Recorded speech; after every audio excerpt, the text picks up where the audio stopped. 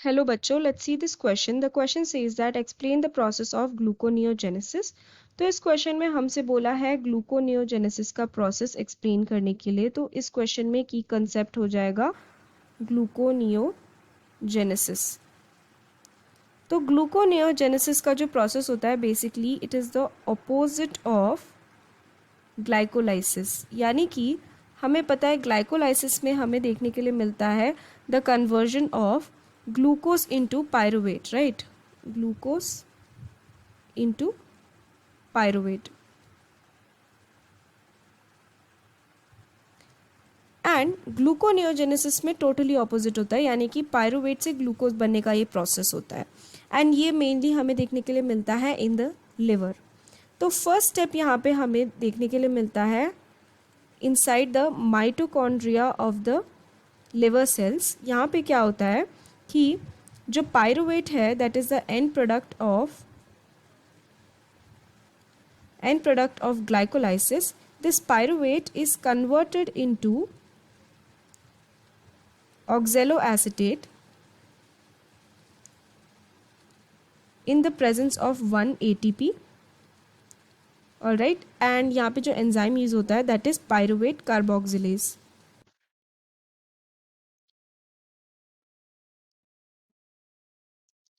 Second, यहाँ पे हमें माइटोकॉन्ड्रिया के अंदर ही कन्वर्जन देखने के लिए मिलता है ऑफ ऑक्जेलोएसिटेट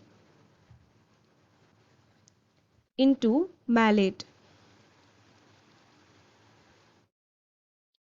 तो यहाँ पे NADH is present and at the result side हमें यहाँ पे NAD+ मिल जाएगा. And this reaction is taking place in the presence of malate dehydrogenase. Malate dehydrogenase. ये दो स्टेप हमें देखने के लिए मिलते हैं इन द माइटोकॉन्ड्रिया. अब नेक्स्ट स्टेप हमें देखने के लिए मिलता है इनसाइड द साइटोप्लाज्म. तो ये मैलेट जो है इसका ट्रांसफर होता है inside the cytoplasm and again ये मैलेट कन्वर्ट होता है back to oxaloacetate. Since oxaloacetate can not cross the mitochondrial membrane and go to the cytoplasm. ये पूरा स्टेप, ये वाला पूरा स्टेप है, ये इसलिए होता है ताकि ऑक्जेलोएसिटेट को साइटोप्लाज्म के अंदर लाया जा सके. अब वापस से क्या होगा, मैलेट जो है ये कन्वर्ट हो जाएगा, ये मैलेट कन्वर्ट हो जाएगा to oxaloacetate. Okay, NADH plus H+. And इसके लिए अगेन जो एंजाइम यूज होगा that will be malate dehydrogenase.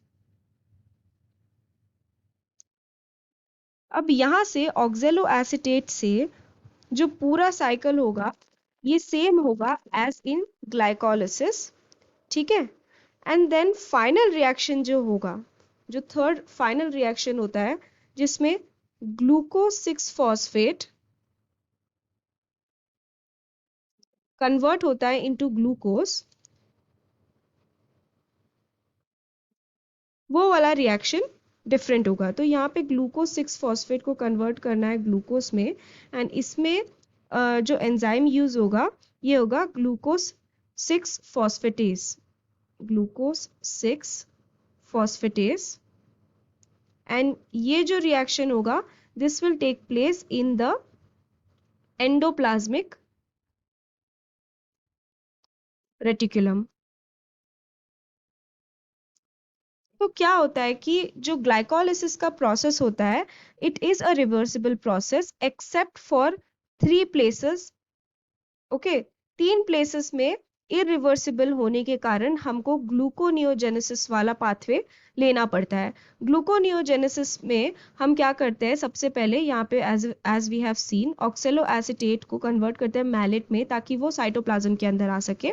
Okay, then mallet को वापस से ऑक्जेलोएसिटेट में कन्वर्ट करते हैं. अब यहाँ से जितने भी रिएक्शंस है अप टू ग्लूकोज 6 फॉस्फेट वो सेम होते हैं as in the process of glycolysis, because वो सारे रिवर्सिबल प्रोसेसेस हैं। लेकिन जो सेकेंड स्टेप होता है ग्लाइकोलिसिस का, जिसमें glucose 6 phosphate sorry, in glycolysis जो सेकंड स्टेप है that is the conversion of glucose to glucose 6 phosphate, right. ये जो स्टेप होता है this is irreversible step, and इसके इरिवर्सिबल होने के कारण हम अगेन क्या करते हैं, ये अलग सा एक एंजाइम यूज करते हैं जिसके कारण यहाँ पे ग्लूकोज 6 फॉस्फेट कन्वर्ट हो जाता है इनटू ग्लूकोज एंड हमें हमारा फाइनल प्रोडक्ट मिल जाता है। So I hope you have understood it well. Best of luck.